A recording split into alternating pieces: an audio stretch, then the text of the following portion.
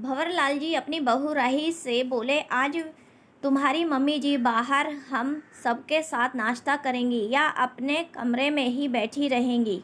कुंदन बोला, पापा, जब से राही की शादी हुई है मम्मी ने अपने कमरे से निकलना बंद कर दिया है। वे अब यहाँ हम सबके साथ बैठ के नाश्ता करती हैं। भंवरलाल जी बोले, हाँ बेटा, तुम तो शुरू से ही जानते हो तुम्हारी मम्मी और बहन की आदत को। भगवान का शुक्र है कि उन्होंने हमें राही जैसी बहू दी है, वरना तुम्हारी माँ और बहन ने तो एक मौका नहीं छोड़ा राही को परेशान करने का। फिर भी राही उन्हें उन लोगों को शिकायत का मौका नहीं देती। राही बोली, पापा जी धीरे बोलिए, अगर मम्मी जी ने सुन लिया तो आपकी खैर नहीं। ये सुनकर तीनों एक साथ हंस पड़े। भंवरलाल जी और कुंदन दोनों ऑफिस के लिए निकल पड़े और राही कविता जी को नाश्ता देने उनके कमरे में पहुंची। कविता जी राही पर भड़कते हुए बोली, तुम तीनों ही हॉल में खी खी करने की आवाज़ आ रही थी मुझे। सुबह सुबह किस बात पर हंस रहे थे तीनों? राही बोली, मम्मी जी ऐसा तो कोई बात नहीं हुई। हाँ, वो कुंदन ने एक जोक बोला था, बस उसी पर हंस पड़े थे। कविता जी चिढ़ते हुए बोली, अच्छे से जानती हूँ मैं कुंदन का जोक। तुम जो ससुर जी की लाडली बहू बनी हुई हो, कुंदन तो जोक मारेगा ही। कुंदन को अभी नहीं समझ आएगा क्योंकि उसको भी तुमने अपने रंग में जो रंग डाला है।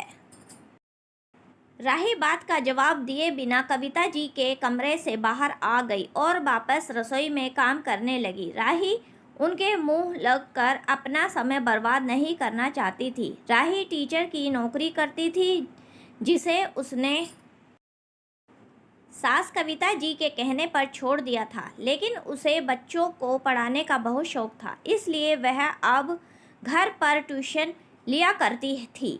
दिन भर घर के काम करती रहती और फ्री होकर ट्यूशन में समय बिताती। कविता जी ने तो जैसे राही की शादी के बाद रसोई से तौबा कर ली थी।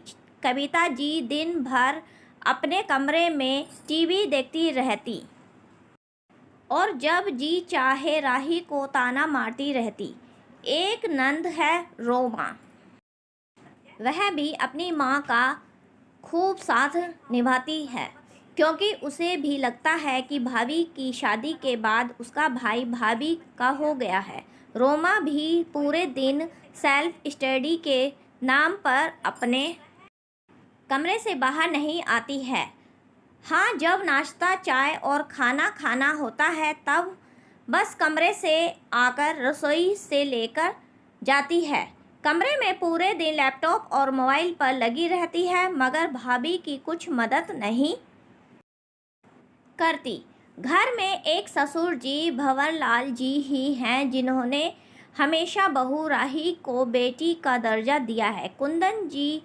कुंदन भी अपनी पत्नी राही को बहुत प्यार और सम्मान देता है क्योंकि राही ने उसके परिवार के लिए अपनी नौकरी छोड़ दी थी और राही को कुंदन जैसा हमसफ़र पाकर खुश थी। थोड़ी देर बाद डोर बेल बजी। राही ने दरवाज़ा खोला तो सामने उसकी बहन शिखा खड़ी। शिखा को देखते ही राही बहुत खुश हुई और उसे अंदर लेकर आई। शिखा बोली, दीदी, मैं और पापा आपके शहर कुछ काम से आए हुए हैं। पापा मुझे यहाँ छोड़कर उनके काम के लिए गए हुए हैं। काम से लौटकर वे भी आपके यहाँ आएंगे। राही बोली, शिखा, तुम्हें देखे हुए बहुत दिन बीत चुके थे। अच्छा हुआ तुम लोग यहाँ आ गए। दोनों बहनें बातें कर रही थी कि कविता जी बाहर आ गई और बोली, शिखा, तुम इतनी सुबह यहाँ कैसे? शिखा ने उन्हें भी पूरी बात बताई। राही रसोई से फटाफट शिखा के लिए चाय बनाकर ले आई। कविता जी मुंह बनाकर वापस अपने कमरे में चली गई। दोनों बहनें बातें कर ही रही थीं कि कविता जी कभी कुछ काम से तो कभी कुछ काम से बाहर आ जा रही थी। राही अपनी सास को अच्छे से जानती थी। वह मन ही मन मुस्कुराने लगी। दोनों बहनें क्या बातें कर रही हैं, यह सुनने के लिए कविता जी बार बार कुछ काम से आने जाने का नाटक कर रही थी, वरना कविता जी को तो अपने कमरे से बाहर आने की फुर्सत ही कहाँ थी। और जब कविता जी से रहा ना गया तो कविता जी वहीं दोनों बहनों के पास बैठ गईं। थोड़ी देर बाद राही की नंद रोमा कमरे से बाहर आई।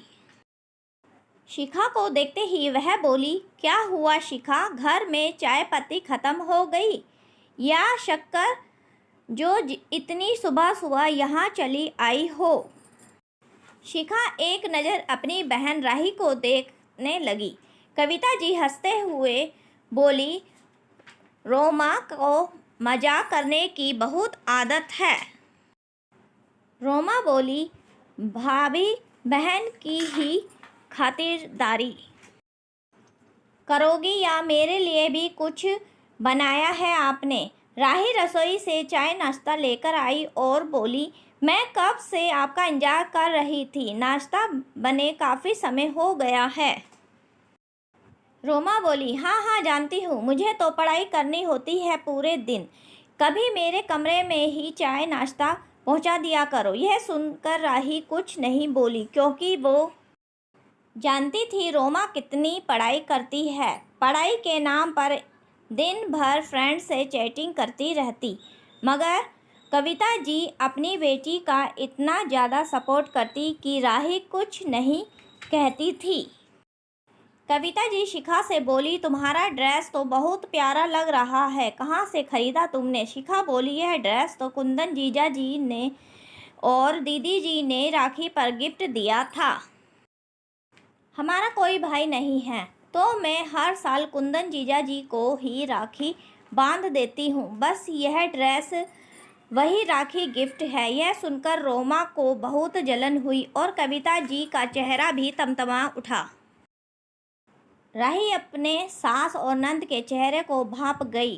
रोमा बोली, अब मैं समझ गई मेरे भाई का प्यार मेरे प्रति इतना कम कैसे हो गया। उसे दूसरी बहन जो मिल गई है। कविता जी ने एक बार फिर से हंसते हुए बात को टाल दिया और बोली, मेरे कुंदन की चॉइस तो वैसे ही लाखों में एक है, तभी तो पहली बार मुझे तुम्हारा ड्रेस इतना पसंद आ गया। शिखा को राही की सास और ननंद का बर्ताव कुछ अच्छा अलग सा लगा, मगर उसे अपनी दीदी से अकेले में बात भी तो नहीं करने को मिल रही थी। रोमा चाय नाश्ता लेकर अपने कमरे में चली गई और कविता जी मंदिर के नाम पर बहू की बुराइयां करने चली गई। दोनों बहनों को अभी अकेले में बात करने का समय मिला ही था कि राही के पापा रमेश जी आ गए, मगर राही की सासू माँ तो राही के पिता के आने से पहले ही घर से जा चुकी थी। राही के पिता बेटी के लिए कुछ फल फ्रूट और साड़ी लाए थे। रमेश जी बोले, बेटा यह तेरी माँ ने तेरे लिए भिजवाया है, तेरी माँ को भी तुझसे मिलने का बड़ा मन था, थोड़े दिन बाद तू मायके आ जाती तो बहुत अच्छा रहता। राही बोली, बहुत जल्द माँ की मुझसे मिलने की इच्छा पूरी होने वाली है पापा। अगले हफ्ते मेरे सास ससुर की शादी की 30वीं वर्षगांठ है, जिस पर आप सभी को आना है, तभी मैं से मिल लूँगी। यहाँ से मायके रहना आना थोड़ा मुश्किल है क्योंकि सारी घर की जिम्मेदारी मुझ पर है, फिर भी अगर संभव हो पाया तो सास ससुर की वर्षगांठ के बाद 2-3 दिन के लिए रहने आ जाऊंगी। राही ने गरम गरम खाना बना दिया था ताकि उसके पापा और बहन खाकर जाएं। बहुत देर राही की सास के इंतजार के बाद रमेश जी बोले, अच्छा बेटा अब चलते हैं, काफ़ी देर हो चुकी है। कविता जी के अब तक घर ना आने का एक कारण यह भी था कि वह राही के पापा से मिलना ही नहीं चाहती थी। ऐसा वो पहले भी एक दो बार कर चुकी थी।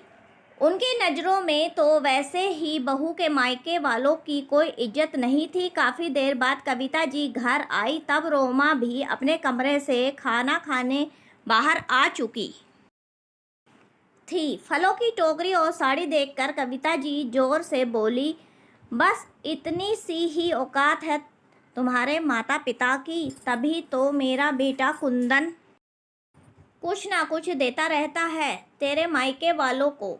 अब तेरे घर की परिस्थिति को वह भी जान चुका है। उतने में रोमा बोली, हाँ मम्मी, तभी तो इनकी बहन ने कुंदन भैया को भाई बना लिया है, ताकि भाई भाई बोलकर अपने मायके यह लोग ज़्यादा धन ऐंठ सकें। राही बोली, यह कैसी बातें कर रहे हैं आप लोग? मेरे मायके वाले बहुत पैसे वाले तो नहीं, मगर स्वाभिमानी लोग हैं, और कुंदन आपका बेटा, मतलब कि मेरा पति, एक बहुत अच्छा इंसान है। उन्हें जब पता चला कि मेरी बहन हमेशा राखी के दिन उदास रहती है, तो उन्होंने शिखा से राखी बंधवानी शुरू कर दी।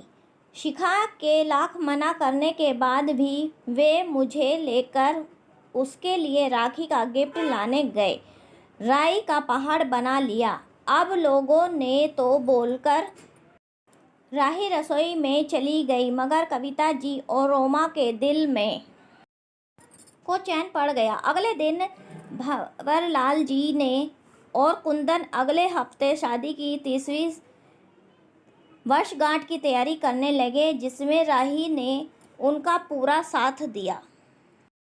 राही ने सारे मेहमानों को फ़ोन कर दिया, कुंदन ने हॉल बुक कर दिया गया और इन्वेटर मैनेजर से सारी व्यवस्था करवा ली। भंवरलाल जी का मानना था कि शादी की 50वीं वर्षगांठ तक जाने हमें दोनों रहें या न रहें, इसलिए जिस पल में हैं उसी पल का आनंद लिया जाए। अपनी पत्नी कविता जी के लिए वे एक हीरो से जड़ा नेकलेस भी लेकर आए, जिसे देखकर कविता जी बहुत खुश हुई। भंवरलाल जी उनकी खुशी देखकर बोले, बस भाग्यवान, हमेशा ऐसे ही खुशी मुस्कुराती रहो, घर में कलेश और कलह मत करो। मैं तुमसे ज़्यादा कुछ नहीं चाहता, बस मेरी यह इच्छा पूरी करो। कविता जी इतराते हुए बोली, जी, आपको क्या लगता है हमेशा झगड़ा मैं करती हूँ? वह है ना आपकी लाडली बहू, वो और उसके मायके वाले कुछ कम नहीं है। देखना, आपको एक ना एक दिन सच जरूर पता लगेगा। भंवरलाल जी को बात बढ़ाकर अपनी आने वाली शादी की वर्षगांठ खराब नहीं करना चाहते थे, इसलिए वे कुछ बोले नहीं, क्योंकि हर बार वे बहू और बेटे की तरफदारी करते और कविता जी उनसे गुस्सा हो जाती। भंवरलाल जी को एक बहुत अच्छे पति और पिता और ससुर थे, इसलिए घर में सभी के साथ चाहते थे।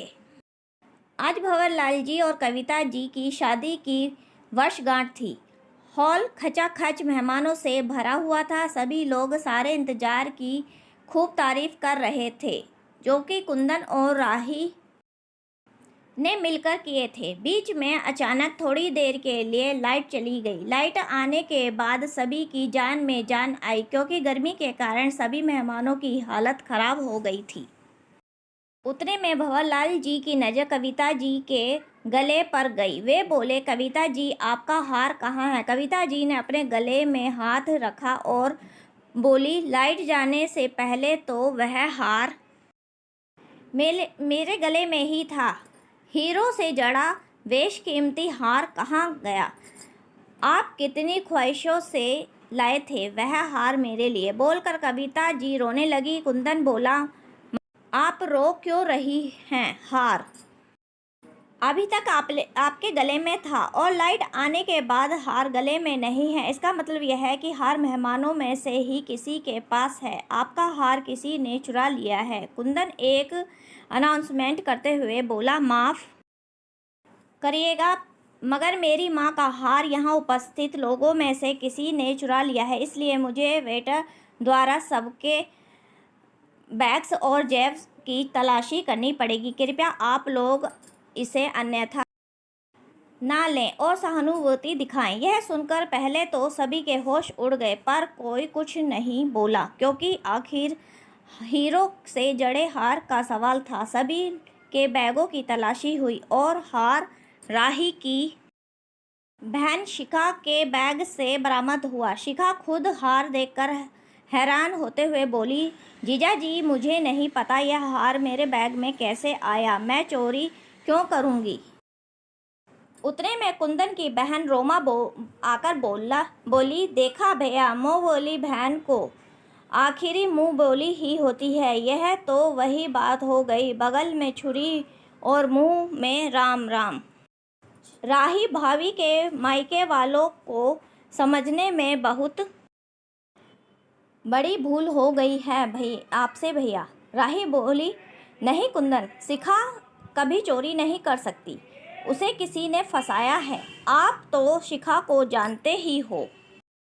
कुंदन को तो जैसे झटका ही लग गया था। वह कुछ बोलने या सोचने की स्थिति में नहीं था। उतने में उसे एक ख्याल आया और वह इवेंट मैनेजर से जाकर बोला, मुझे लाइट आने के बाद की सारी सीसीटीवी फुटेज अभी की अभी दिखाइए। इवेंट मैनेजर ने तुरंत सारी सीसीटीवी फुटेज खोलकर कुंदन को दिखाई, जिसमें कुंदन ने देखा कि उसकी बहन रोमा हीरो से जड़ा हार शिखा के बैग में डाल रही है।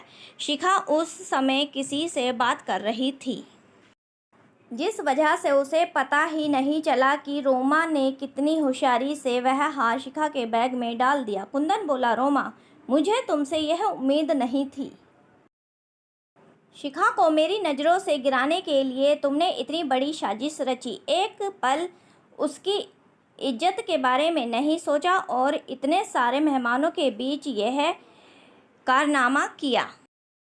रोमा का बचाव करने कविता जी बीच में आकर बोली, कुंदन, तुम सगी बहन को ही ज़्यादा मान सम्मान देते तो रोमा कभी ऐसा नहीं करती। कुंदन बोला, मम्मी, मैंने आपको और रोमा को हमेशा मान सम्मान दिया है, यहाँ तक कि आप लोग राही के साथ कैसा सलूक करते हैं यह जानते हुए मैं हमेशा इसी उम्मीद में रहा कि एक दिन राही अपने स्वभाव से आप सभी को अपना बना लेगी, मगर आप लोग तो इतने गिर गए कि राही की धज्जियाँ उड़ाते उड़ाते उसके मायके वालों की इज्जत की धज्जियाँ तक उड़ाने में कोई कसर नहीं छोड़ी आप लोगों ने।